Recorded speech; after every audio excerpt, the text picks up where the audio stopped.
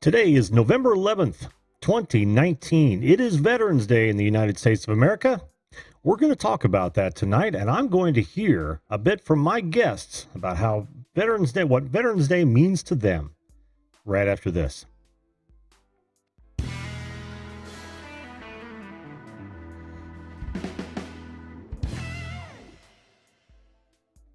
Hello, everyone, and welcome once again to the Video Call-In Show, that show that invites you to be a live video guest on this program to talk about whatever you'd like to talk about. Oftentimes, it's the subject of the day. Sometimes it can be personal promotion. Other times, it can be just to chew the fat with your good old buddy Jim. Joining is easy. All you've got to do is point your browser to zoom.us, click on Join a Meeting. That would be Join for those of you who want to join mobile.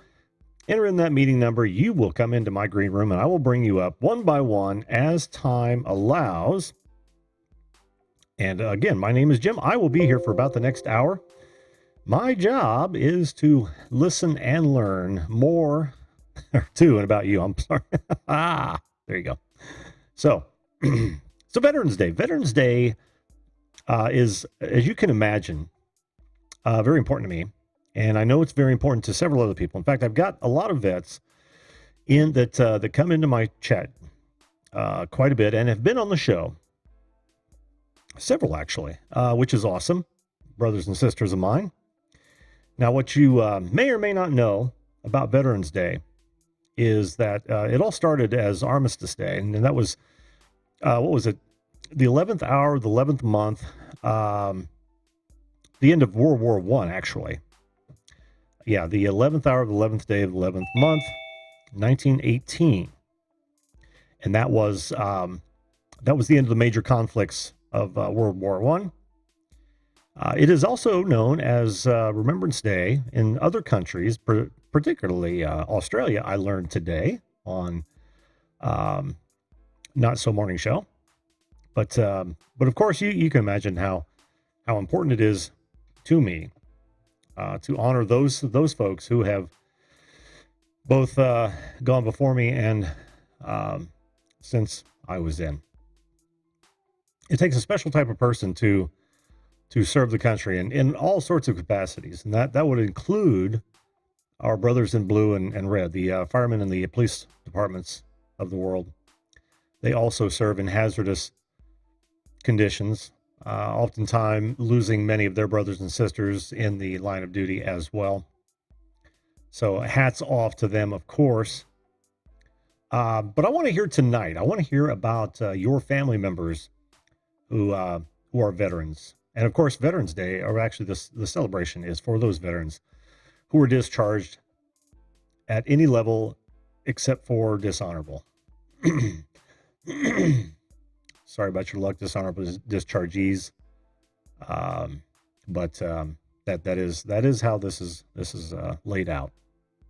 But yeah, we've all got members of our family, extended and immediate, who have been, are in, and are even planning to go. I want to hear those stories. I want to hear what those veterans you are proud of. Jesse mentioned on the show last night that it's particularly important to thank a Vietnam vet. They are going to be the next generation we're going to lose them to attrition because, time stands still for no one. And we don't want them to go without knowing that the tide had changed dramatically and their service, no matter, they didn't make the political decisions that made that war a big piece of garbage. So you can never hold that against the troops. And they deserve as much adulation and praise as any of our vets, but arguably more so than a lot of us. So if you find yourselves in front of a Vietnam vet, and it's a Vietnam vet, thank them for the service in that particular war. That will mean a lot to them, believe me.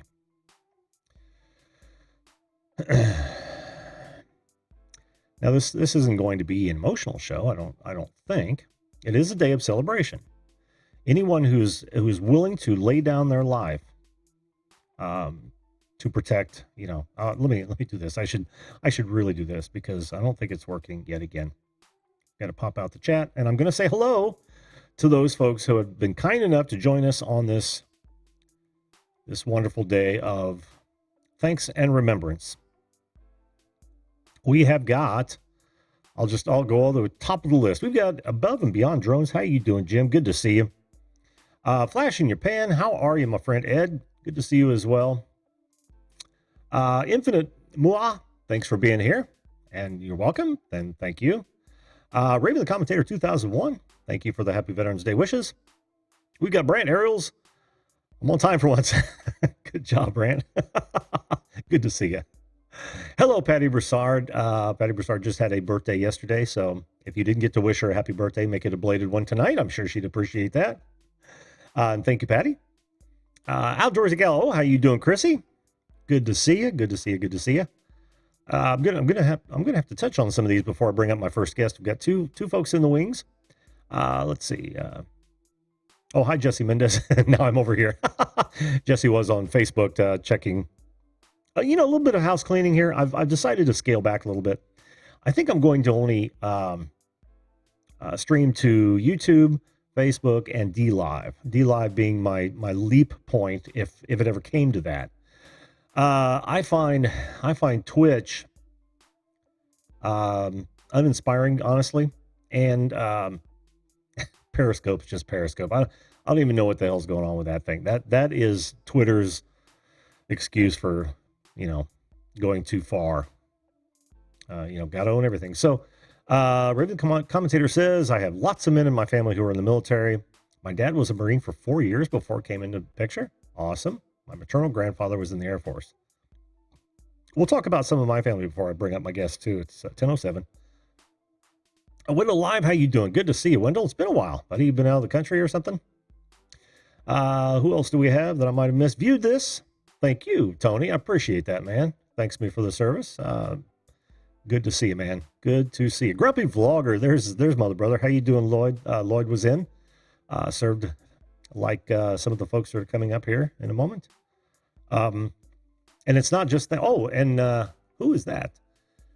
TJaden27_1. How are you? And I appreciate the thanks. If you're joining us for the first time, by the way, this is the Video Call-In Show. I invite all good people up to talk about whatever they want to, and it's usually going to be the topic of the day. Tonight's topic is, of course, Veterans Day, and I appreciate the thanks on you joining us. Do I have boots? I do have boots. I don't have any of my military boots left, though, honestly. I got thinking about that because I used to wear the jump boots. Love those things. Oh, Rojo Donner, Droner, how you doing? 26 years retired Air Force. Well, let me tell you, before I bring up my first guest, let me tell you a bit about my family's military history, or at least, I can go back to the Revolutionary War. My great, whatever, however many number that is, Jacob was buried with full honors in our cemetery. I have a cemetery that carries my last name in Ohio. So he was by far the first. And there have been several since. Now, in more recent memory, my father-in-law, he's now 91. He served in World War II. In fact, he was there right after Pearl Harbor. He spent a lot of time in Hawaii. He was actually on the cleanup crew, and that was not something he likes to talk about because it was rather gruesome, as you can imagine. My father served in Korea. My brother retired as 82nd Airborne, probably mid 2000s if he's listening. Thanks, Jaden. I appreciate that. Virtual handshake. Appreciate it, man. Let's see. Oh, Pixel Pia, how you doing? Good to see you. I was in, of course, back in the 80s. It was peacetime. Like I've said 1,000 times, I gave them 6 perfectly good years to start a war. They just decided not to do it. I was ready to go, though. I was absolutely ready to go. Let's see. My sister was actually in. I've forgotten about her, and so was her husband, my brother-in-law, Tom.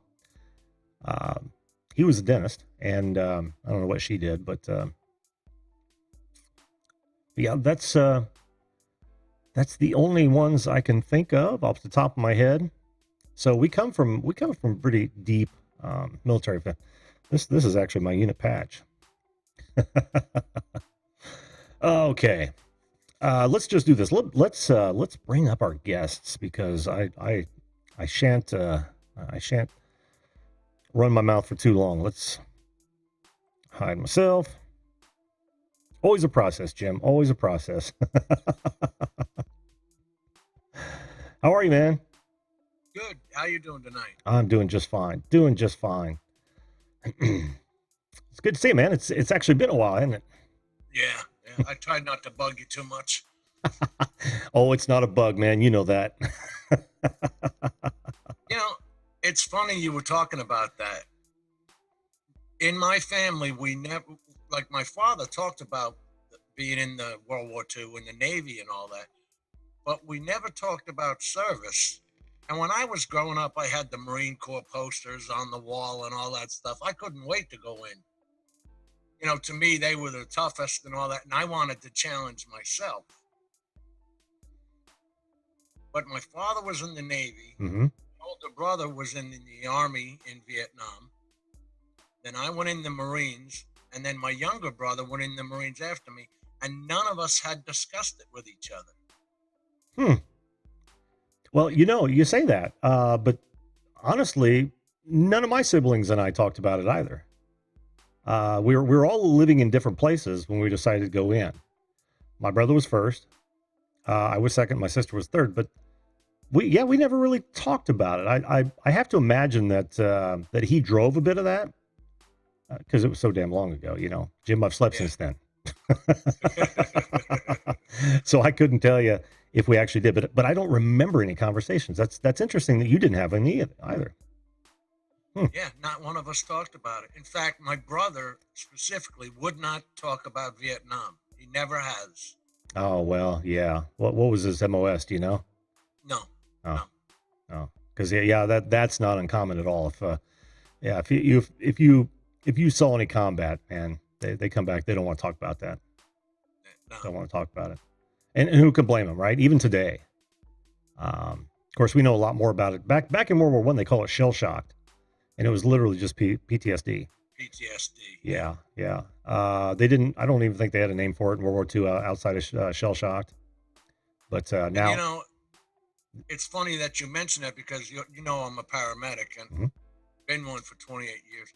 But they took forever to even come up with that. They call it crisis incident stress debriefing. Ah, They won't call that. When you see the human body torn apart in different arrangements, we'll just say. sure, sure. Yeah, it messes with you for sure. Not everybody's built for that. No, Can no, take that. no. But going into the service did something for each and every one of us. I mean, you come out of that and handling life is just something you're saying like, no, I'm not going to take this lying down. Right. I can go on. Yeah. I And I mean, go ahead. no, I'm just saying, compared to today, I don't think you still have. I mean, our Veterans Day here was rained out, our parade. Hmm. Whereas 20 years ago, you'd have held the parade in the rain and it would have been a point of honor to walk it in the rain. Oh yeah, yeah. Well, that's a shame, man. That is a shame. Times they are changing. Of course, every generation says that. But they are changing. They really are, Yeah. for a fact. Yep. Yep. I think as we get more and more disassociated, right, with the phones and everybody looking down all the time, not talking to one another. Hmm. We all see the people in the street corners begging for money who are homeless. Eh, It's real easy to forget what's important when you're so self-absorbed. Yeah, And that I think is the biggest problem. We're all, when you find yourself lost in your phone, you know that you're not really dealing with the real world, nor do you care much about it. I mean, you may think you do. But you really have to, you really have to look at how you interact with other people now. Not us. I'm not talking about us, Jim, because I don't think you and I tend to get locked in our phones like the next generation's coming up. And I don't mean to Right. shit on them either, but It's just a fact of life. I yeah. mean, we didn't have the quality of cameras and all that. You know, we didn't have the computing power these things have. No, hell, all our phones had cords on them. But I don't know that we would have used it. We were used to going out and, being home when the street lights came on. Yeah, and the kids That, nowadays they're growing up with them well before the technology's been in place well before they were here. It's kind of like saying if thinking of growing up without a car for us, right? right, It's almost right. Yeah. unimaginable. Now they're in that position, and I would just say to those kids, break away from the screen as often as you possibly can. Unplug, if nothing else, to recharge. Is Isn't that funny? Ed says the same thing. what I'd My say. dad never talked. Ed said my dad never talked about his time in the Navy in World War II either. Where was that? There are some people that can handle it and can handle crisis situations, fight or flight, Hmm. and but just don't want to talk about it. Can't talk about it. Yeah, yeah. No, Thank you, Lloyd. And Lloyd's coming up, so I'll be able to thank him again. But yeah, Lloyd mentioned you on his show, as he often does. We all try and do that. that's I don't have fantastic. yeah, yeah. That is fantastic. And we're glad to see that you're growing. Yeah, it's always fun to see. I'm just happy doing this. I always have this flag in the background, and it's usually furled, Hmm. but it's torn and tattered, much like myself. Over these 60 years, they It's a haven't big been club, man. easy. It's a big club. Yeah, yeah. Where's that? Is that just a standard flag you had hanging out front or something? Standard flag. I've had it forever. Yeah. Okay. Yeah, she's threadbare. Yep. Yep. I can't throw it out, and I won't burn it. Oh, I hear you. Well, you can give it a proper barrel. Take care of it. Um, to this day, Jim, you were talking about what the military instills in you. To this day, I can't even stand to see those little handheld flags hit the ground. Yeah. Is that weird? I can't. Time changed for me when I went in and as I went through. It's so much more important now, and really my my thoughts is that if I'm not on time, I'm actually screwing with somebody else's time, and that bothers the hell out of me. Well, that's why I go late to doctor's appointments Because they're on not going to be on purpose. time. No, because they don't respect me. I know, man. Have I ever told you that story about when I worked in a hospital? No. It was in IT, so I didn't have to, I didn't have to. I don't like hospitals, but it was nothing in a medical capacity outside of doing IT for the hospital, and we used to have meetings all the time. And I tell you, it never failed that anytime a doctor was invited to that meeting, and they had to be in a lot of them, right? Yeah. We'd sit and talk for 20 minutes before they showed up, and What? it used to drive me nuts, man. I mean nuts. They're used to being princes of the caucus, I guess. I don't Well, there's got to be a class in that. How to be late for every appointment. know. 101, you know? And you're lucky you get your 15 minutes squeezed in with them. Oh, yeah, because they're always in a hurry. Yeah. Yeah. Probably because they're late for everything. I don't know. Back Oh, to back to the service. I yeah. don't think you see that you definitely didn't out of the World War II crowd, and you didn't. I don't know. I think the whole respect. I went to Dunkin' Donuts, got coffee today, and it had a Christmas cup. I mean, we throw away our holidays now like it's nothing. It's just on to the next one for a retail sale. Yeah. And it just kind of pissed me off that Veterans Day was rained out. Yeah. Not at the VFW. but at the parade that was only going to be 10 blocks anyway. You know what I mean? Mm-hmm. Mm-hmm. The respect is just not there anymore. Yeah. Yeah. A lot of surface respect. And I don't mean to at all disparage those folks that are thanking us. But there are still some people who have a problem with the military, pay lip service, and a lot of them make decisions in city hall. So I'm guessing that that is responsible for a lot of the softening up. Like, right, you said that back in the day, you'd have it in the rain, you'd have it in the snow, be a badge of honor. We did. Yeah, yeah. Nowadays, it's a little chilly out. No. Oh well, man, it's up to us to keep that torch lit. Well, I try and teach my granddaughter, who's only 11, and I get grief from my wife or her mother. You know, things like 9/11, the things you don't hear. I try and tell her, people jumped from this building. This is not just, oh, it's 9/11 day, let's remember that. Didn't we talk about that? The pictures that Oh yeah. you'll never see anymore? Oh yeah. Yeah. They need to be seen. Vietnam was a 10,000 day, 58,000 people dead war. Mm-hmm. Yep. Come on, man. I know. I'm in your camp, man. I am so in your camp. Have you? You're up. Well, you were up there. Did you ever get to go to the memorial? In DC? No, in New York, where the Twin Towers sat. Yeah, yeah. Now they still have some of that footage.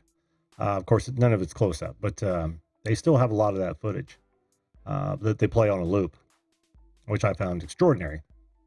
And I think everyone should visit that if they ever get a chance. If nothing else. You have to be reminded that people are growing up and they're being taught to hate you. Yes. Doesn't matter who you are, because these kids, they grow up and, they're playing with dolls and all that, as a girl should. Mm-hmm. They should have that time. But you also need to, look, not everybody's nice. I mean, you know how me and how I come off. So perhaps I'm too abrupt. Well, there's a certain amount of charm in being abrupt. I mean, I hate people that pussyfoot around an issue, honestly. So no, I respect that, Jim. But yeah, I'm gonna.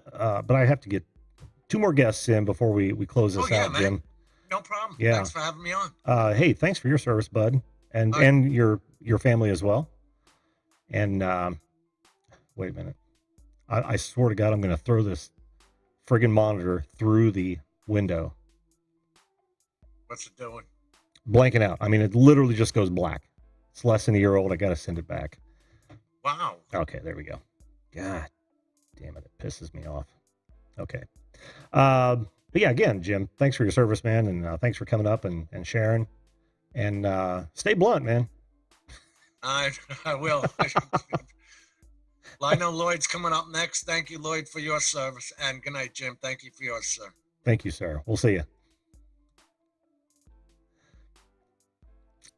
Actually, Lloyd, if you've got some time to hang out, if you don't tell me, because Toledo, Jess was up first. He came in just before you did. While I'm waiting for Lloyd's, thank you, Infinite Mua. Thank you very much. Evie Bubbles, how are you? Good to see you as well. Just want to say hello to some of these folks. Yeah, Chrissy says, I always thought it was disrespectful to see Christmas decorations up before November 11th. Chrissy, I agree. But you also have to remember that I bet 90% of those people who are putting those up prior to were never served, which is sad. If I missed anyone, Drone Kings of Darwin, how you doing? Happy Remembrance Day to you. I know it's Tuesday. It's a day in the future, but they just had Remembrance Day yesterday, as a matter of fact. So, JD Tremaine, how are you? Good to see you, my friend. I know I'm missing people. I'm so sorry if I have. Okay, let's. I didn't see. I'm gonna, since he got here first. Lloyd, hang out there with us, bud. Okay, we'll bring Jesse up. Oh, let's see, Jesse. There you are. How you doing, man? Okay, how about you? I'm doing just fine. Doing just fine. Right. Okay. I think It sounds like I'm sad, but I'm not sad. I just got done with band rehearsal, and I'm actually quite tired. I lost my Zoom here. Wait a minute. There we are. Oh, okay. You're still good here. Okay. Well, yeah, on your end, but I couldn't see me. Oh, one of these days I'm just gonna have you guys up there, so I don't even see me. Oh, you mean like Ed does? Yeah. Does that to us all the time. Yep. Yep. Well, happy Veterans Day. Same to you. It is a day of celebration. We Yes. must remember our service personnel, all kinds. Even the military's first responders. Oh yeah. About, Oh, absolutely. so. Did you see my Facebook Live today? I did not. I saw that that you had shared that gal who that rewrote that song, the Hallelujah song. Yeah. I saw that, but I was on my awesome? way. I was on my way to band rehearsal. I'm sorry. Oh, that was awesome. Yeah. That was awesome. No, I great clips on Veterans Day. Give us haircuts. Ta-da. Oh, Great. cool. Jesse, I haven't had to go in for a haircut for over 15 years. Oh, well, I'm sorry. I do. Mine grows. Mine still grows. I do it all myself. Do it all myself. Yeah. I mean, there's still a little bit of snow on the roof, but not much. No, it hasn't started snowing here yet. I know, but you got cover. You got shingles up there. I got nothing. Well, I got a smattering. So yeah, I still got plenty of turf, so I'm good. The ball does not run in our family. It doesn't. At least it's not on the Mendez side. On the child side, yes. Oh yes. Well, they say it runs on the maternal side. So yeah, maybe maybe your kids. No. No. That's awesome. That's awesome. Yeah. So one of Jim touched on a little bit. One of the biggest differences that's happening is how quick the people come that are over in war. They're there. How quick they return home without any kind of decompression. I was in Nam one day, home the next. Going, what do I do now? Yeah. World War II, Korea, even those guys took 2 to 3 months to come home on ships. So they had an opportunity to decompress with themselves, be able to talk about their experiences to other veterans, other people that were there. Since then, like I said, we come home and we're thrown out in the street. If your time is up, you go out. There's no decompression. There's no talking it out. And I can't really talk real in depth about the things that went on while I was over there. I'll tell some good light stories and stuff, but as far as some of the horrific stuff that I saw and my friends saw and things that happened to my friends, those are things that I don't talk to people who haven't been there. They can't understand what I'm saying. That's a whole different world when you're in a war in a combat zone. Yeah. So even today, the guys coming back from Iraq, from Iran, these wars that are happening right now, they come home. They're there one day, home the next, back on their job the day after. With no decompression, no way to release that. It's no wonder we have 22 suicides a day of veterans. Yeah. Because there is no decompression for them. There's no release of that. It's sad. And at the same time, I know the other thing you guys were talking about was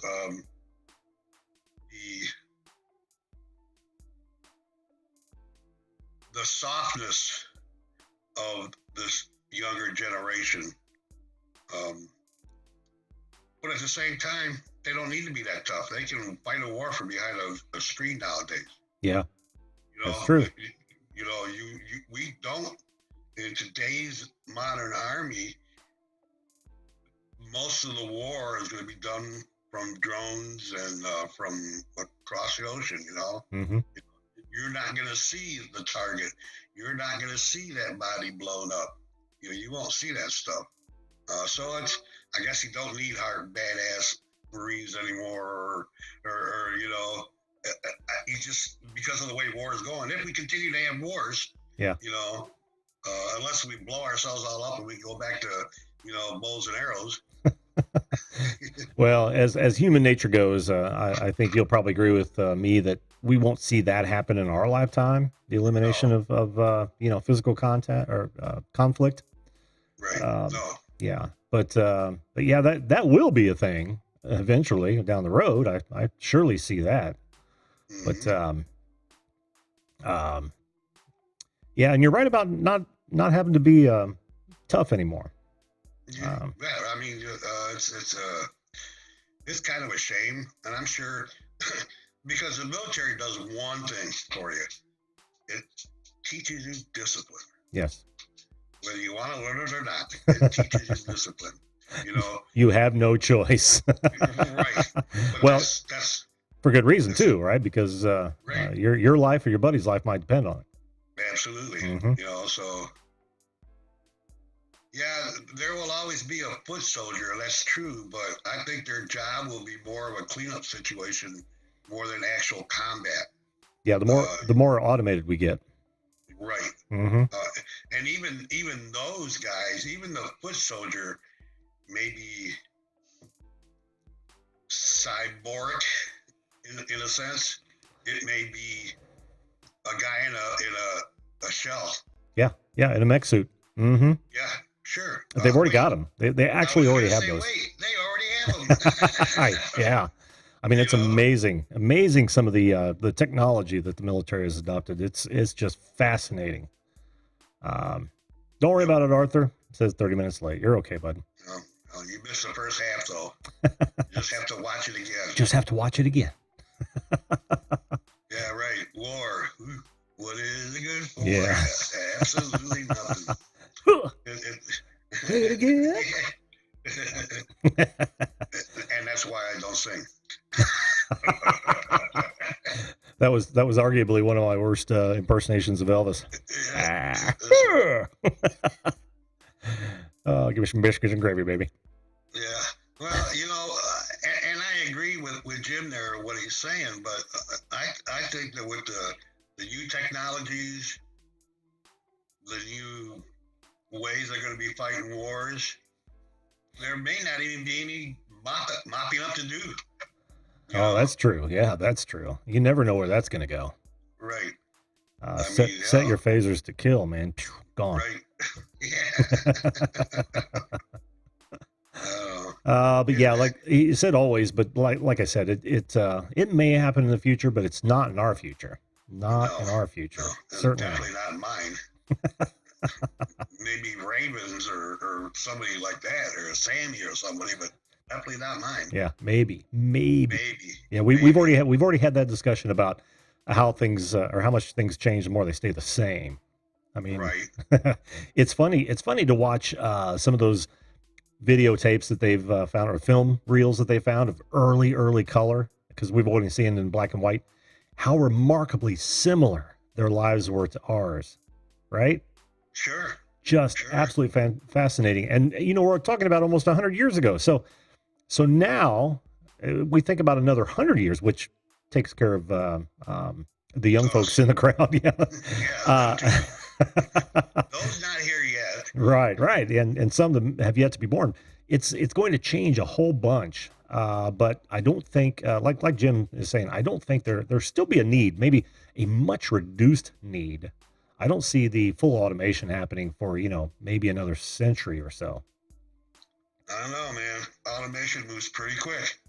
Well, that's true. It's amazing the speed of once they get that the basic idea down, everything after that is just add-ons. That's true. You know, it's just you know, point and shoot, click, you know, plug and play. Yes. You know, so You're absolutely right. Especially with electronics. I mean, your future soldier. I mean, think about why your modern day soldier, combat vet, let's say injured vet, has things like blown limbs, head trauma, because they've protected the main body of the soldier at this point. Mm-hmm.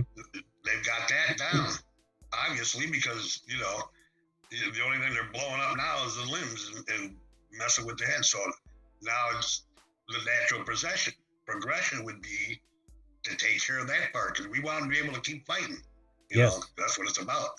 Yes, absolutely.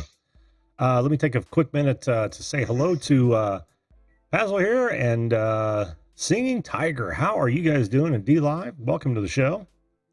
We were talking about Veterans Day tonight, and I am fortunate enough to have at least 3 of my regular viewers on who are vets. Jesse, of course, being one of them. And I appreciate you guys coming into the show. Steve Carpenter, how are you? Good to see you, my friend. Good to see you. And thank you for the thank you. I appreciate that. As Ed was saying there too, the government's far more advanced than what we know. What was? You know, the government. Oh God, yeah. They are far. By the time we see anything, by the time we got our laptops, they were obsolete in the government. You know, you know. Oh yeah. We've gone as far as we can with it. Go ahead and release it to the public. Mm-hmm. Mm-hmm. We've done what we can with it. Same with anything else, you know. So the stuff that we're talking about right now is probably already being done. Already has been done, you know. Or certainly in testing, but because robotics is where it's all going to go, like we were talking about earlier. Yeah. Right. And yeah, it's like anything else.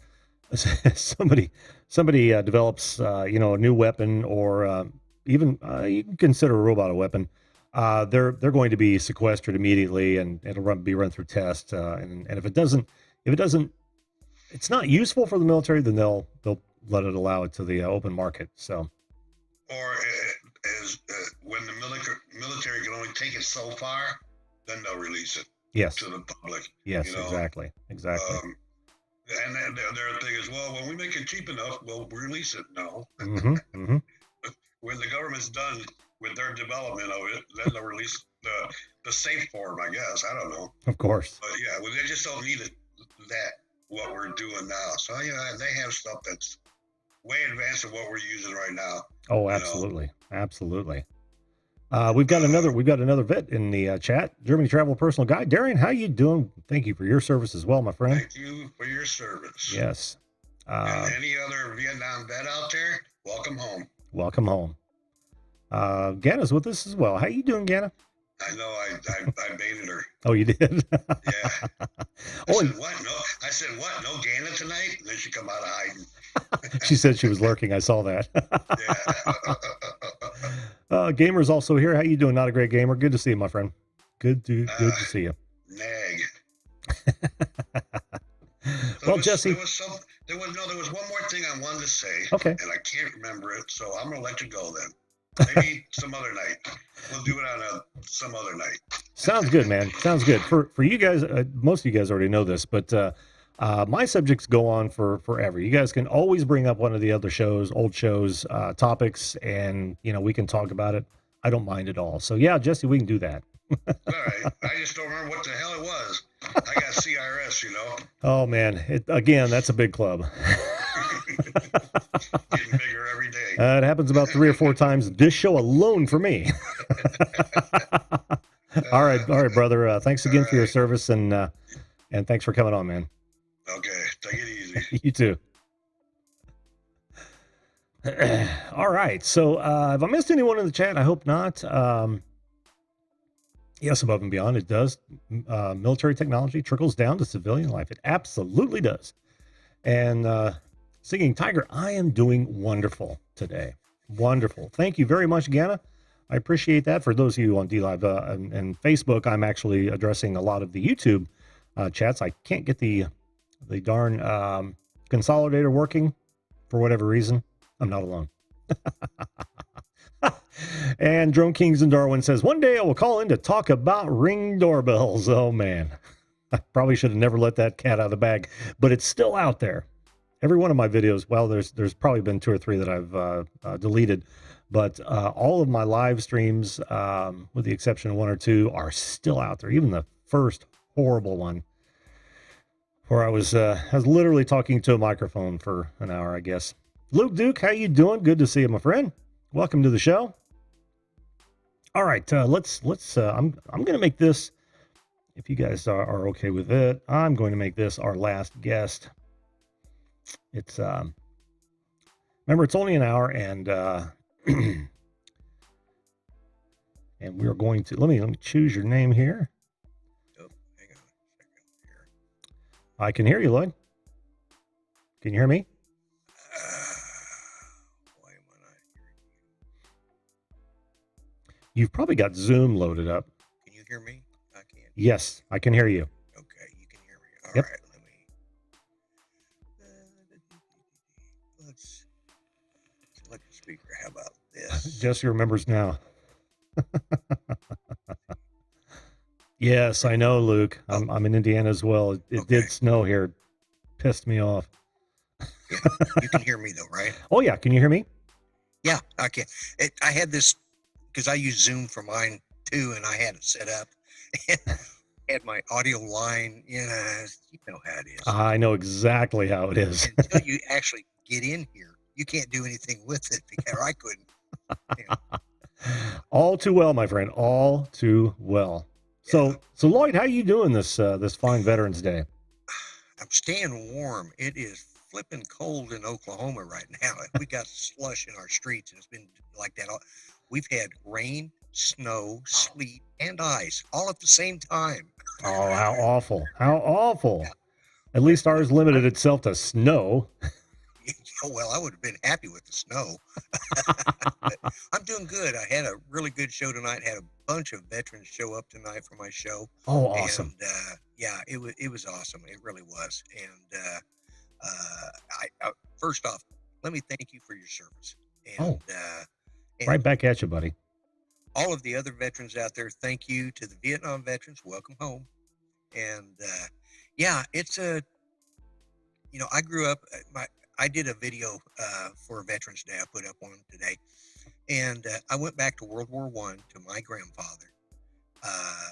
My father was in World War II. He was in the tank destroyers in both the African and the Italy campaigns. Wounded twice. That was I don't know why they ever came up with that. It was basically they went out front to chase the tanks, but they had an open turret. I mean, where was their thinking on that? Oh, well, you know, Lloyd, we know. Yeah. We know. We know, It's, yeah. military intelligence is an oxymoron for a The reason. oxymoron at best, yeah. Exactly. Yeah. And then I had all my uncles were in. I had one that was a Marine. He fought at Guadalcanal. Another one of my uncles was a POW. He was at the fall of Corregidor. He was on the Bataan Death March and survived. And then the other one was in the early Air Force, which is where I ended up going in. My brother fought in Vietnam. He did 3 tours. My cousins, I had one that was, he was in the Marines, won the Silver Star, got out, went back in and spent another 22 years in the Army. Wow. And ended up fighting in Desert Storm. Oh. They had to have somebody to teach them what to do. One of the guys in the chat tonight in my show was saying that they hired a bunch of old Vietnam vets to come in and tell them what they were doing because they had no clue. And, oh yeah. I'm surprised too, because then maybe not. I'm thinking about most of the DIs. The DIs when I went in were all from the Nam era. Yeah. And they pulled no punches, and they made sure you were prepared, right? Because they knew. Oh yeah. This namby-pamby, I mean, and no disrespect to the young men who are volunteering, because it is an all volunteer service. I'm from the draft era. I was at the very end of the draft. Mm. So I got my draft notice after I was already enlisted. Oh. Thank God. Yet again. Yeah. Like, really? I don't know how many guys in boot camp got draft notices, and we were already, in boot camp. Like, people are on this, this is okay. But, Oh yeah. yeah. I was listening to what Jim said, and a lot of, we're from an era, at least I am, and I'm sure you're a few years behind me, but we're from an era in which we had uncles that grew up either in World War II or Korea. So we understood the mentality that goes with being around soldiers. How in true. The military. And my kids, they came along and they got to see me because when my wife and I got married, I had just been out for a little while, and my attitude, I wasn't the nicest guy. And here I am, the new dad in the family, and they're trying to get used to me. I'm trying to get used to them. And, I was just not a nice guy. But like Jim said, we didn't call it PTSD. We just, he's just a vet. He's a jerk, Yeah. Yeah. Well, of course they would understand. It's yeah. My wife and I were talking about that this evening, and I said, well, I've talked with the kids, and my one son is now a police chief, and he fully understands what PTSD is. Oh yeah. Yeah. So, and those are the other people that don't often get recognized because they're, I found a thing today. I'm not able to put it on my intro. I did an intro tonight that played the medley of the 4 services, and then I had my timer countdown, and in behind it I had, or actually over it, kind of going through, I had the logos of the 5 branches of service. When I went in, there was only 4, but I'm being nice to them. I actually had a Coast Guard guy in my chat, and he informed me, and I was like, okay, I did not know that they're the longest continuing branch of service in our government. Yeah. Oh yeah. Like, okay, I guess I didn't get that one in. They didn't teach that in Air Force history. So. Well, they don't get the credit they deserve, honestly. No, they don't. And like you said, neither do the domestic first responders, man. Which is why I made mention of the top of the show, because they arguably see more shit than a lot of of us who went in not wartime. So. Yeah. So my hats are off to them. It's a very dangerous job. Yeah. Both sides of that all 3 sides. Well, yeah, because you go in there let's say you're just a first or an EMT. You go in there, you don't know if you're going to get shot at. Oh, and many do. Yeah. Many of them do. Mm-hmm. And today's society is not what it was. But I've dealt with all my demons. Of course, I buried most of them in a bottle for a few years until my wife informed me that wasn't acceptable. nor is it very effective. No, it didn't. But my hat's off to these new young guys that are coming out. They don't have the tools because we haven't had a war. Actually, some of them now, we've been at war long enough that they don't remember what 9/11 was. Yeah. Yeah. And it was 18 years ago. And it's 18. My math. Yeah, 18. Yep. You're right. You're right. Yeah. But they've grown up. These young soldiers coming in, they just know we're fighting over there, and mm-hmm. they're doing this. Some of them because they need a good job, and for lack of a better thing, it is that. Yeah, and there's no shortage of those, and there's nothing wrong with that, honestly. As long as you know what you're getting into potentially, right? Yeah, exactly. And you do it for the right reasons. Hell, we even had guys who had a choice between jail and military service come through. And most my generation, that's the way most guys that were in when I was in, you got a lot of them. They went to Vietnam. It's either go to jail or go to Vietnam. So, yeah, and they were the hardest to wrangle in, honestly. But I saw a lot of them turn around and actually remain and become careers. Yeah. They were lifers, so I it think does it's the serve that best thing purpose. I ever did. Because I was a geek in high school. I didn't know what I wanted to do. And then I got married in high school and I needed to provide for my family because I had a baby on the way, Mm-hmm. you know. And I was from a military family. I never doubted that I was not going to go into the military. It's just who I, Foregone. That was a foregone conclusion for you. yeah, it was. But I heard, I think it was Jim, Above and Beyond Drones, Jim Boyd Mhm. was talking about, they didn't really discuss how they're going to go. Well, I had a brother who'd already been to Vietnam 3 times. Well, first off, he was a paratrooper. Mm-hmm. He was in the 173rd Airborne Brigade. And then he was in the 1st Aviation Brigade the last time he went to Vietnam as a door gunner. It's like, okay. And he chose that. Like, Really? all right, whatever. Yeah. But he has to extend to go back over so he could be a door gunner. Man, he's got some screws loose. or giant Goombas, Yeah, one of the two. And, maybe a combo. But yeah, I think it was a little bit of both. And I admired him. He was my older brother. And Yeah.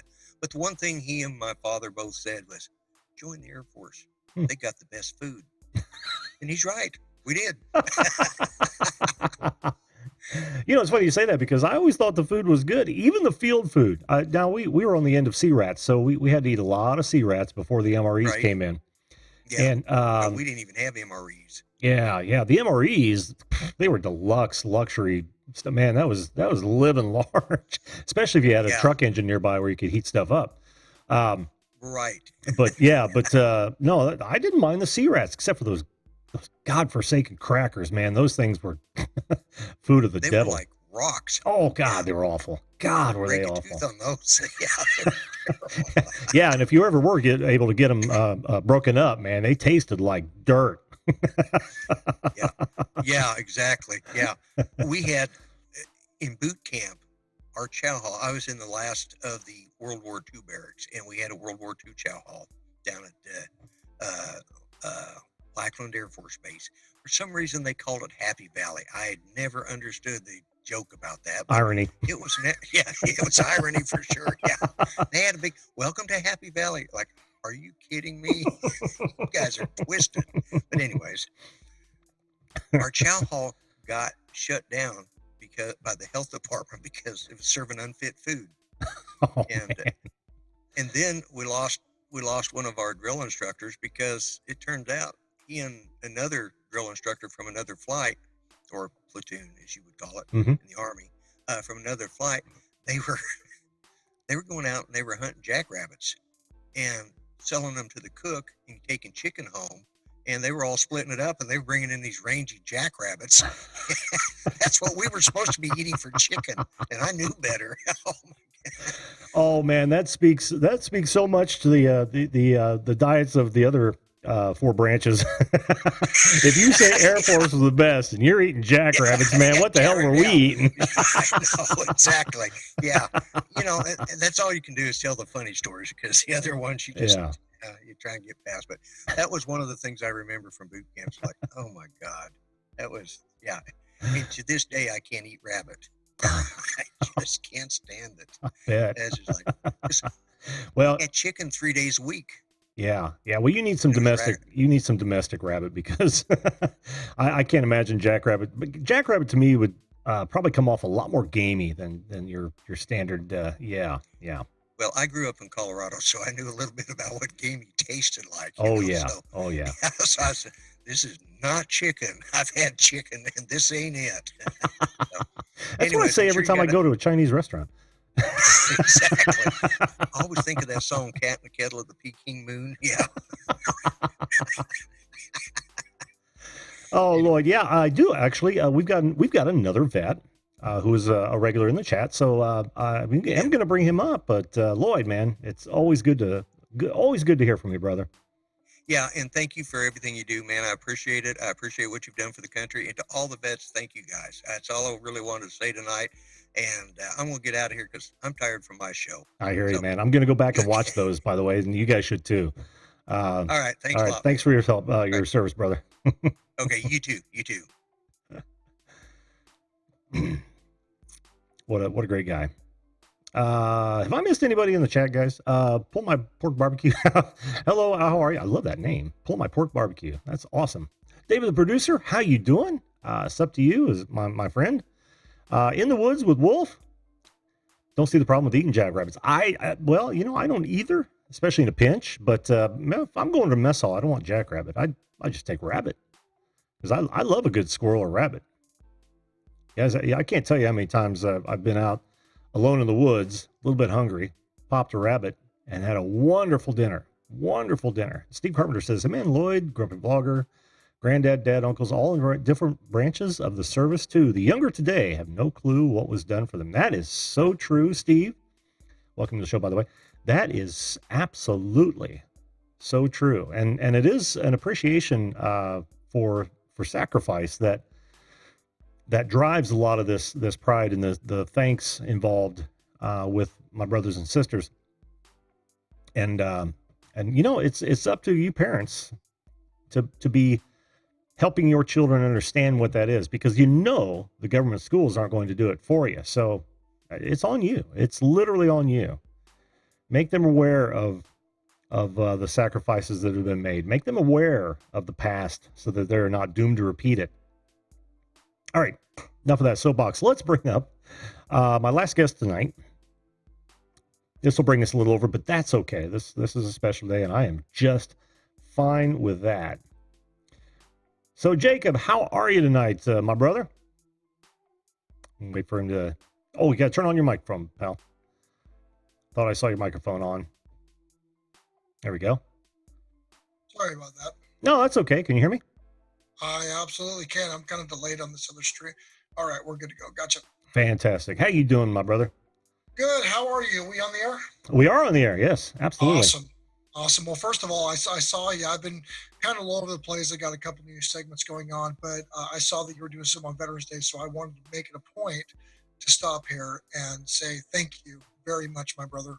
Especially both of us being Army. I really appreciate your service, man. And you were in a little bit before me. You guys wrote the books that we follow. So I just want to pay my respects and say I love you, man. And thank you so much for what you did.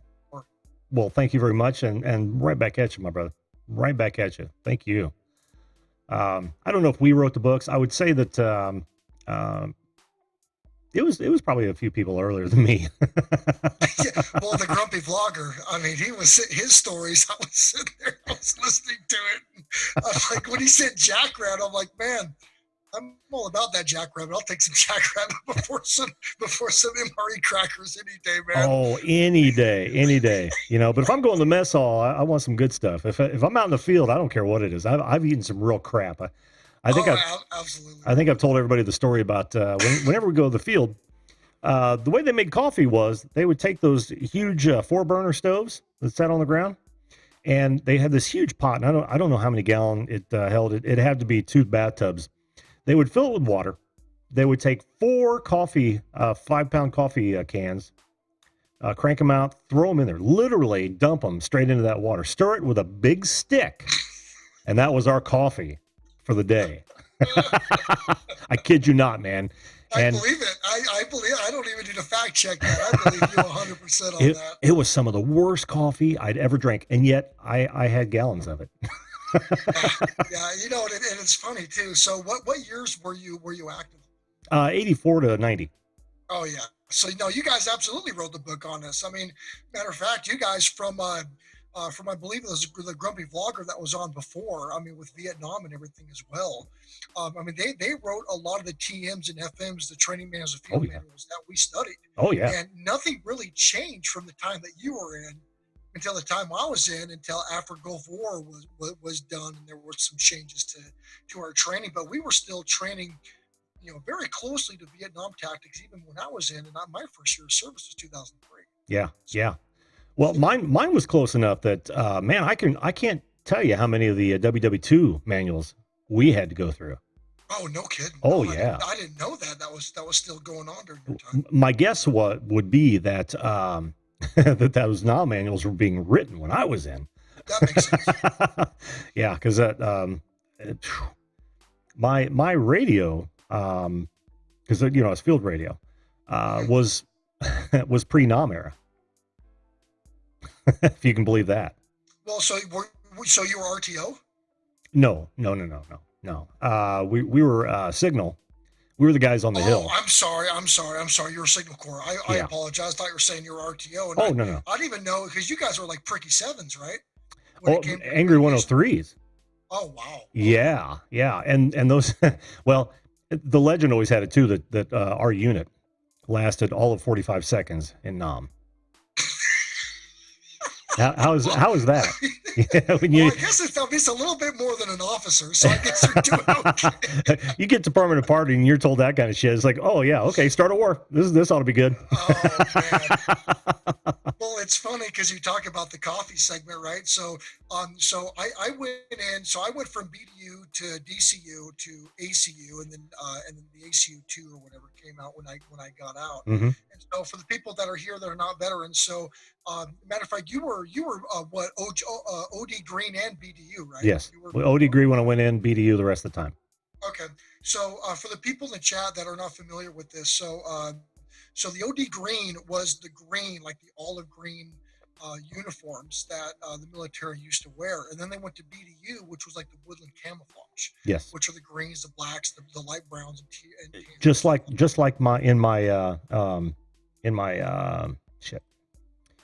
the lettering in the thumbnail. That thumbnail. Couldn't think of thumbnail. Okay. Yeah. So that's like the woodland. Yes. Correct. Yes. So that's the woodland BDU. Yep. And then we went to DCU, which was the desert combat uniform, which had some modifications, some more breathability with the air and everything, because the temperatures were out there. And well, they actually had the chocolate chip cookie during 91, going through during Operation Desert Storm, Desert Shield.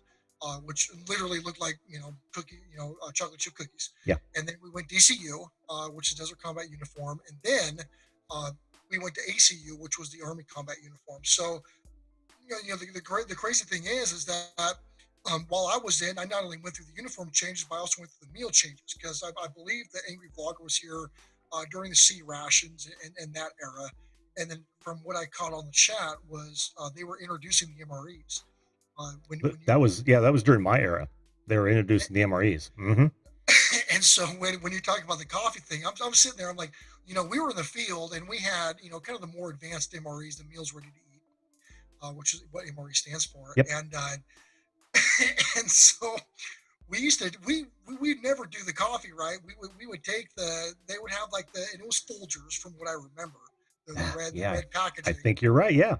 I believe it was the instant coffee. So what we used to do is we used to grab them and we used to dip them like chewing tobacco, and that's how we had and we would just double deck it and stuff as much as we could in our mouths, trying to stay awake out there. That is hardcore caffeination right there. Oh, that is what. And then we got kind of spoiled. So my last tour in Iraq. And matter of fact, above and beyond drones, olive drab, green. Absolutely, yes. Yeah, that is a good correction. Thank you. Yeah, yep. Olive drab is correct on that. Yep. So my last tour, so I don't know.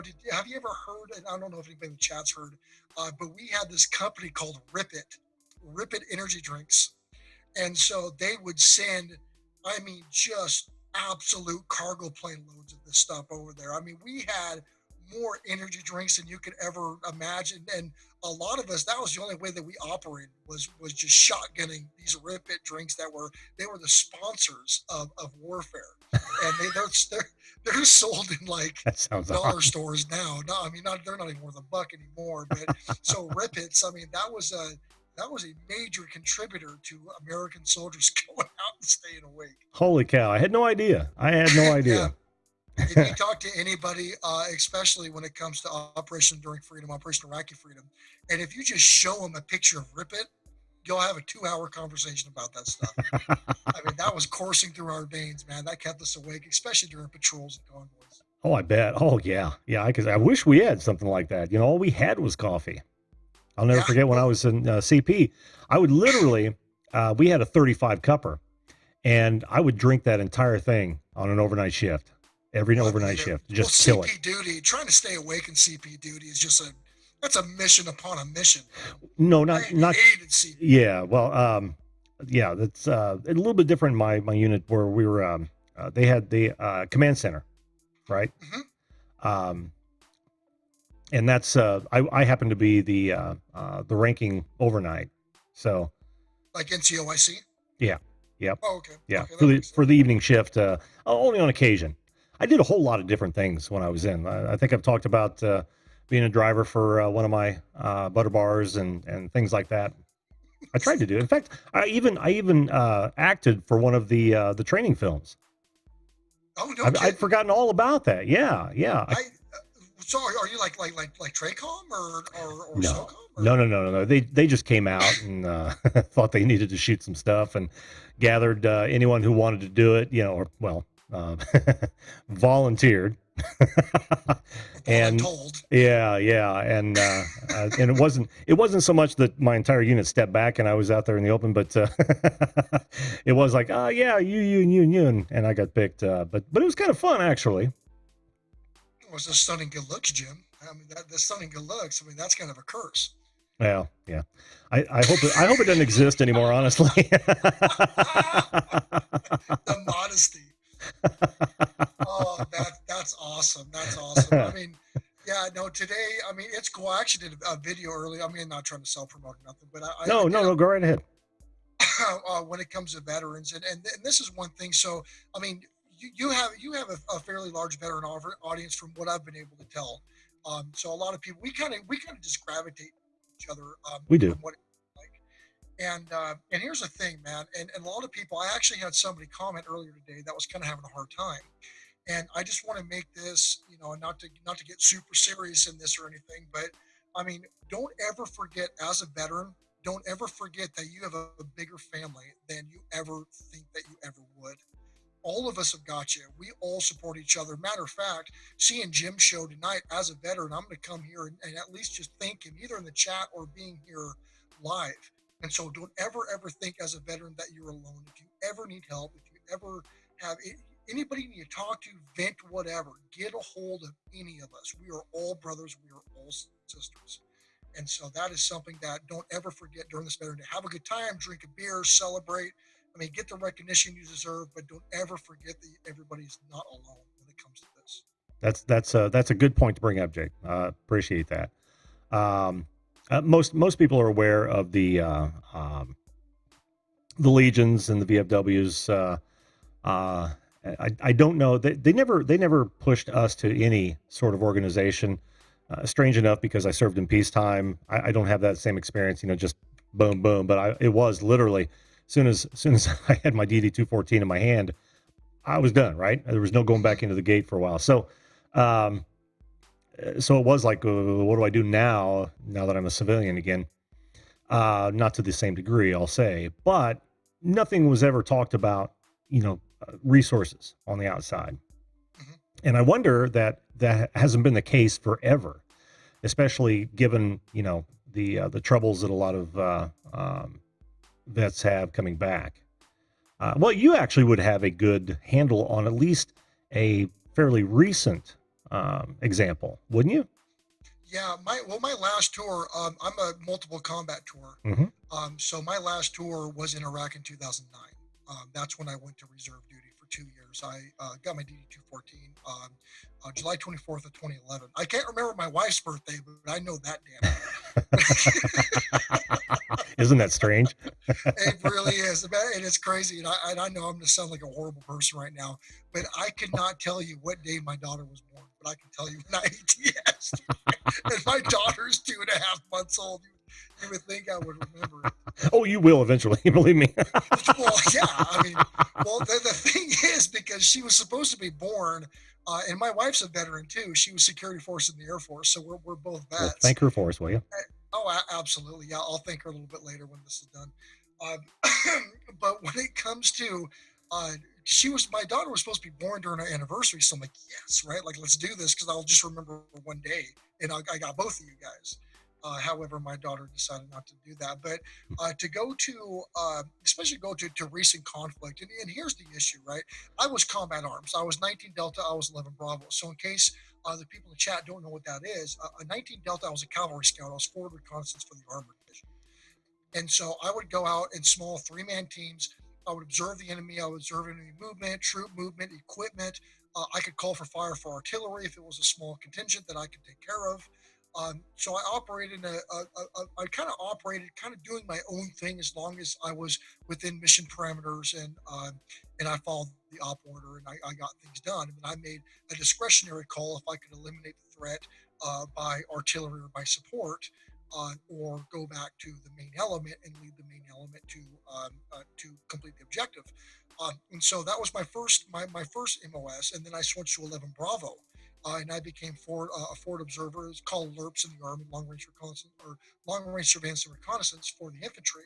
So I did the same thing just with the infantry units, and then I was also trained heavy mechanized scout, which is the Bradley fighting vehicle, 25 millimeter bushwhacker cannon, the tow missile launcher, all that cool stuff.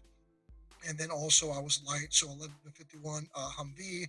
I think you guys had the tracked armored personnel carriers, I believe, in that section while you were in, and so that's kind of what I was dealing with. So, anyways, the point that I'm trying to get to is that a lot of us, because we're combat arms, we kind of have some egos to us.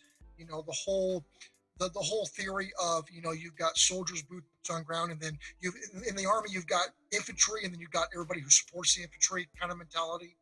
And so a lot of people come back, especially from combat arms. They lack job experience. They lack a lot of stuff that employers want to see. Our big thing with combat arms is spirit to core. So we're all about our, one family, one love, one mission.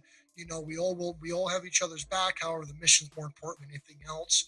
And so when we get out of the military and we don't have a lot of marketable skills because our job is warfare, a lot of us have a hard time. However, because we're taught to be proud of our unit, proud of what we do, proud of our job, it's still a team effort, but we still look at the individual soldier. An individual soldier can still have the flag and put it on top of the objective and complete the objective, even though it's all team based. One soldier is still a powerful soldier. And so when a lot of us separate and we go our separate ways and we go to our towns or cities or whichever that we're originally from, we become isolated. We're not used to that anymore.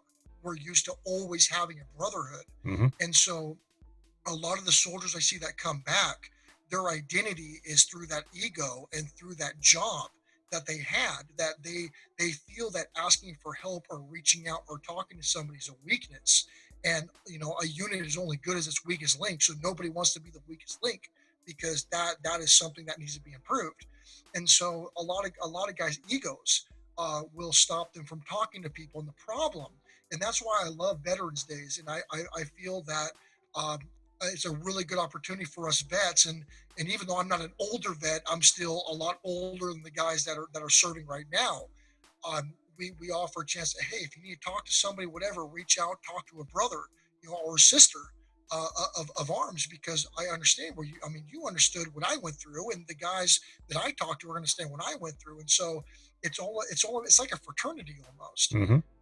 And so we really need to make it apparent, because a lot of people don't understand how it is to separate, especially as a combat veteran, to separate and then be involved into a world where where the mission doesn't mean anything, where honor and integrity don't mean anything anymore, where everybody's kind of looking to get an angle or looking to get a leg up, and there's no common mission anymore. And so, to these people, because a lot of people have a hard time during Veterans Days and Memorial Days, to where you need to reach out and find a community, a solid community, especially with veterans that have been there, and talk and reach out, because that's how you learn to because again, if I have issues with reintegrating back in the civilian life, I'm going to talk to people that integrated in the generation before me, to see what they did. Sure.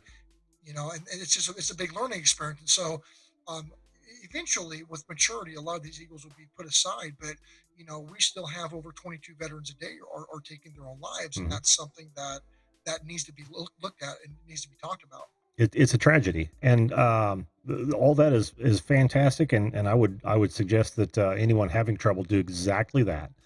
But you didn't actually answer the question, which was, do you think they're treating it differently now? Do they give you any help upon separation nowadays? No, not Okay, in my opinion, and okay, that's why I was talking about how you need to go out and seek people, and that's yeah, why as us as veterans, it's our duty to make sure. I mean, not to be not to be crazy about it, but to go out and say, hey, like I'm a veteran. If you need help, especially on platforms like this, I mean, mm-hmm, I can pull up your show, Jim, and know you're a veteran in about 15 seconds. I mean, there's just something about you. I mean, and then your background and the way that you approach situations and talk. Um, and that's up to the individual trying to seek help, but it's also equally up to us to put that lifeline out there, yes, because a lot of guys, I hate to say it, especially combat arms, and you are signal corps, so there's a big mentality difference. I mean, there is, especially in combat arms, there is a huge ego with combat arms, and hmm, I'll be the first one to admit it. It's a huge ego, sure, to where we're the true army. We are the boots on ground. We're the guys that put the flag on the hill. We're the ones that conquer. And so it's really, really looked at as a weakness when it comes to my job set. hmm, It's really looked at as a weakness. yeah, And so when you get out and you start realizing, the military is not the only world, then you need to go out and you need to reach out. Now, there are programs um, that are funded at the state level. Matter of fact, I worked for Veteran Services for the state of California. And so I worked during separation. I used to give separation briefs to tell people about the benefits that the state of California would offer for employment, reintegration training, vocational rehab was another big program that California promotes out, hmm, which is a federal program. And so I used to go, during the separation NTSD briefings at Beale Air Force Base and Travis Air Force Base, because that was the closest bases in California. And I used to brief it. And I can tell you right now that the government does a horrible job at actually bringing these programs in. And not just that, but a lot of people, and California recently changed it, and I don't know how it is state or nationwide, to where you have to be a veteran to be in these job roles. It used to be it would be open for anybody. And so if you think for a second that a veteran is going to try to reach out and lifeline out to somebody who's never served a day in their life to get consultation and to go in the right direction, you're gravely mistaken. The majority of veterans will never reach out to a non-veteran hmm, when it comes to issues that are military related. sure, I can, and I totally get what that, of course. Um, and it's I find it sad though that they haven't gotten any better in reintegration. The service that is. But at the same time, it's kind of heartening to go into my local VFW and see more and more younger guys in there. That's Uh, something that has definitely changed. The yeah, VFW has gotten a lot, and there's a a lot of huge the gap guys that too. served from now, oh yeah, and a lot of the guys that I served with are now being more involved with the VFW. Yeah, But it's taken a lot of these guys 10 years yeah, to yeah, go in and start dealing with that. yeah. Unfortunately, what you'll find in most VFWs is kind of a dank bar-like atmosphere, and a lot of people, sitting around drinking, which is fine. But I can't tell you how many times I've struck up conversations with folks that I've never met before who've just come in, um, for whatever reason, whether they're pointed that way or they just thought they gravitated toward it, and heard some remarkable stories from old and new, old and young. It's so even if and I use my local VFWs as an example of dank bar atmospheres for the most part, but um, a lot of them have really tried to clean things up, brighten things up, and be more receptive to new visitors. And I think that was that big gap I was just talking about, Jacob, where for years, you see a ton of WW2s or the remainders of such, and a lot of Vietnam era vets in the VFWs, and then there's a huge gap. And I'm just now, because I've been involved in my local one for the better part of 20 years, and Wow. I'm just now seeing the younger kids, younger than you even, come in and sit down, have a beer, get to know some of the older vets, and I can see those conversations happening, so that's a good thing. But I would think that at the very least, the military would do that in their debrief and I separation brief. I haven't seen it. You just confirmed that it's still not doing it.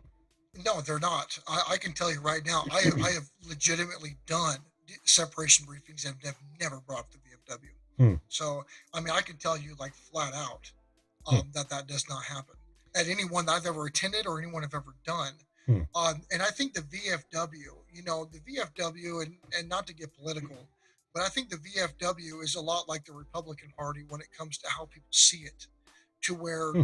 the VFW is looked at as it's kind of an older thing, it's kind of a older generation thing, and this is their thing, and I'm going to kind of do my own thing. And then once they realize, and it's a maturity thing when people separate. Like I know when I separated, just like just like the angry vlogger was saying a little bit earlier. I bought a Harley. You I mean was you running mean the around grumpy? drinking. You mean the grumpy vlogger, not the Yeah, angry grumpy vlogger. vlogger. I'm sorry. There's I probably an actually think angry vlogger out there going, "Yes, I just got a shout out." the grumpy angry vlogger. But I did exactly what he was saying that he did. I bought a brand new Harley off the showroom floor. I was riding a Harley, drinking beer, screwing everything that moved. I mean, that's what I did when I got out. It was a completely self-destructive thing. Yeah. So the VFW was nothing I would ever even look at or even consider. That Hmm. was where the World War II guys were at. It was just kind of their thing. Yeah. And I did not step into my very first VFW until last year. That was Really? the first time. Yeah. Wow. And I've been out for about 9 years. And that was the first time I ever stepped foot in a VFW. I'll be damned. I'll be damned. Yeah, true story. Was there a reason for that, or just I was networking. I was actually I was in I bought an insurance an insurance. I want to put that. So I was working for a company and I took over a particular district and I was trying to incorporate it into my business model to see if it worked. And so I was traveling over the place, especially in the Midwest, doing cancer, heart, and health sickness type of insurance.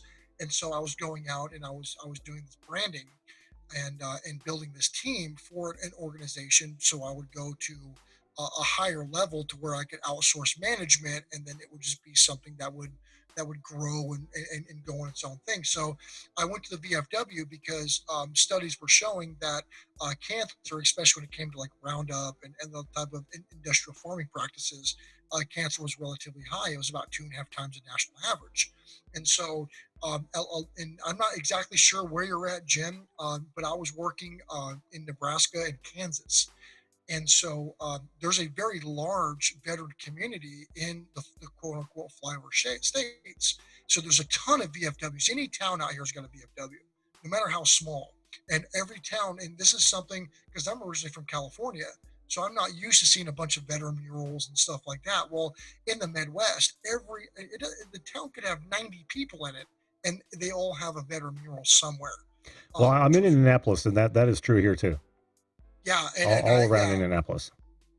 Yeah, and it's crazy because like legitimately, like in the towns in the middle of Nebraska somewhere.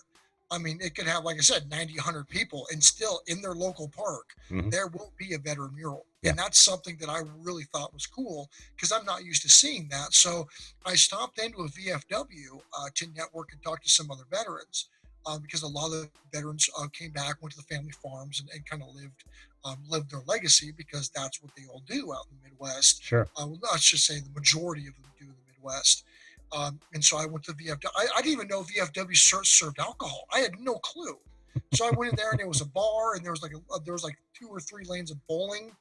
And I met some really, really good people. I was by far the youngest, by about 20 years. Yeah. But it was the first time I've ever been experienced to that. Interesting. Well, I would encourage any vet who's never been to a VFW to at least walk into their local one just to check it out, if nothing else. You will find you'll find part of your family there. There's no doubt. It might be an old extended family, but be the new one, right? I'll be the first to admit. Yeah, and that's the thing. That's just a marketing thing. I mean, that really is. I mean, it is, and that's why I'm surprised. Boys Club. Yeah, well, I'm surprised that it's not talked about more on separation, especially, during combat years. It makes perfect sense because that is going to be one of your only support mechanisms right there. I mean, that's built in. Plus, you can sit down and have a beer. You want to talk about stories coming out when the beer flows. And talking about it can really help, as you well know, especially with like minds, right? You can get that off your chest, man, and that would be Does a true lot for just for you. about, yeah, that'd be true for just about any sort of mental ailment you're carrying around with you. Yeah, really, when it comes to anything, especially, I mean, I was very lucky that my wife is prior service, and I never dated before my wife. I never dated anybody who was ever in the service, ever. So it was a brand new thing for me, and she was in the Air Force, and she was a cop. So, she was, fairly familiar with some things, especially when it came to combat type situation. Doesn't mean that she can jump in Bradley and go out and engage the enemy, but she understood it at more of a level than other job titles would. Sure. And so it's nice because I'm able to sit down and talk to her, say like a dream. I still have dreams. A lot of us do. And so I still have dreams that once in a while, I'm like, hey, I need to talk to you about kind of something was going on. I just kind of need your thoughts on something, or a buddy of mine, and I've lost, as of today, I have lost seven of my soldiers, and I was a platoon sergeant PSG, so I've lost seven of my soldiers to suicide now as of Mm, this year. damn. And so, yeah, it's incredible. It's absolute people I would have never thought in a million years have taken their own life since I've gotten out. Mm. So, matter of fact, I had one, not to get all too crazy, but I had one actually kill his wife and then kill himself. Oh, And so, it's nuts. And then again, he was a good. I mean, he was a 3-time combat vet. He was a solid guy. mm-hmm. I would have never thought in a million years. And so, having somebody that's around me all the time that I can talk, military language and protocol and SOP and structure and rank and everything else, they understand. They understand at a fundamental level, and so they're able to talk. And so, if you don't have anybody in your inner circle that's a prior vet, prior service, you need to find one because it just being able to call somebody, like, hey man, you got a second? Let's go get a beer real quick, Yeah. sit down and just let it go, and then you don't have to because you don't have to explain what you're explaining to them because they understand it. Yeah. Yeah. That's that camaraderie, Yeah. and a lot of guys don't have that, and it really hurts them. Oh, obviously, right? I mean, you just described exactly that, and I'm going to plug the VFW, and of course, Steve Carpenter talks about the American Legion Post, which I said earlier. Yes, absolutely. Find these places in your area if you need to, and talk to like minds. Get it off your chest if things are bothering you. Yeah, and you Because you should. like Jacob said, you've always there. Your family is everywhere. Your family is all of us, and even if a vet can't identify directly, I mean they can certainly identify with what was potential. So just seek that if nothing else. All right. Well, I don't want to end this on a Oh, on that kind of sad note, but well, I didn't mean to. I mean, the no, nice thing is to bring you the awareness to this. yes, And also, I mean, there's always a silver lining. I mean, again, I mean, people are going to make their own decisions, but when it comes to veterans, especially because I mean, a lot of people, when it comes to Veterans Day, I have a lot of people say, "Hey, my uncle, my father, my grandfather, whichever, is a veteran, and he hates today, or he hates Memorial Day, or whichever." That's where we can come out and say, "Hey, I mean, this is matter of fact." Somebody in the chat even says, "Hey, we don't talk about this too much." Or this is something we don't talk about enough, hmm was actually by somebody here in the chat. It does need to be identified. It's not supposed to be a buzzkill. It's like, hey, I mean, have a good day. This day is all about veterans. Just have a good time. However, if you know anybody while we're celebrating, while I'm drinking some wine, talking to Jim on the video call-in show, which is the best damn call-in show on YouTube. I don't care who you are. breaking that out. That's going to be And my he new doesn't trailer. pay me to say that. That's going to be my new trailer video. And we're here, we're vets, we're talking about things that are good, we're talking about things that are bad. Again, there's a lot of us out there that if you have family that does not have connections, does not know how to outreach or whichever, reach out to us. Reach out to anybody that has a public platform that talks about these things, and that is something that really really will help a lot of people. Yes. Because again, just like with holidays where you see veteran suicides go up tremendously, it's all about, hey, all of us have lifelines out. If you know anybody, send them our way. Hell, I'll go out to anybody and have Christmas with them if that's what they need. And that's just how I am. Sure. And I'm sure, Jim, you're the exact same way. If somebody called you right now and needed help, you'd Oh. end the streaming, you'd be there immediately. Done it.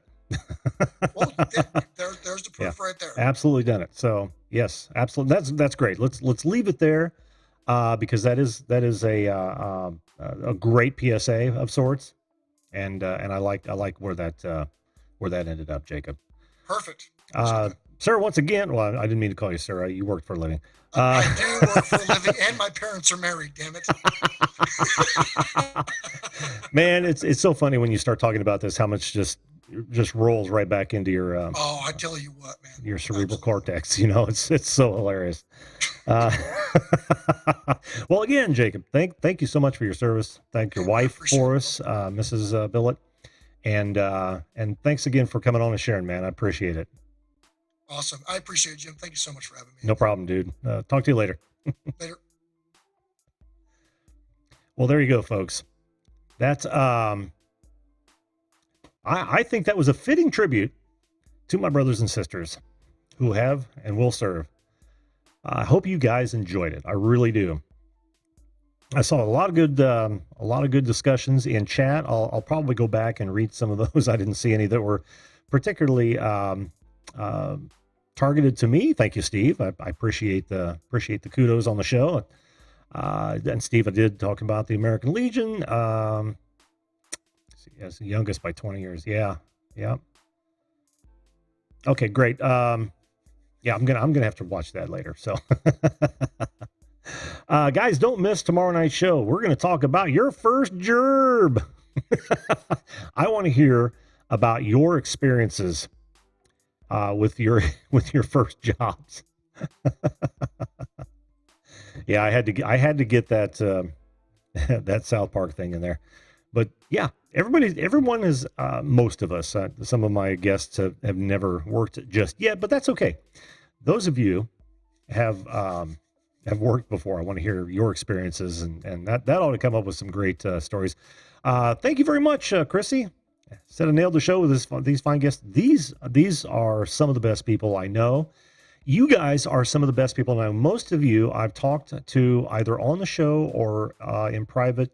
You're as much to, Jim Wallace, alias Mr. Graphic. How you doing? Good to see you again, man. But you guys are arguably as responsible for the success of shows like this as I am. So thank you all for that. And I do my thanks to all my brothers and sisters who have served and will serve. Thank you very much. If you need to talk to somebody, find somebody to talk to. My email address is right there. If you honestly need someone to talk to, I am more than welcome. My door is always open. But tonight, that's going to be it for this show. Once again, thanks to my guests. I've known these guys for what amounts to a short time, but I feel like I've known them forever, and that's how that goes. I hope you guys enjoyed the show. And as customary, I will leave you with this. Make sure you treat others the way you would want to be treated. If we all did that, there may be a day comes that we don't need wars anymore. Who knows? It's up to us. Take care, folks, and we'll see you live.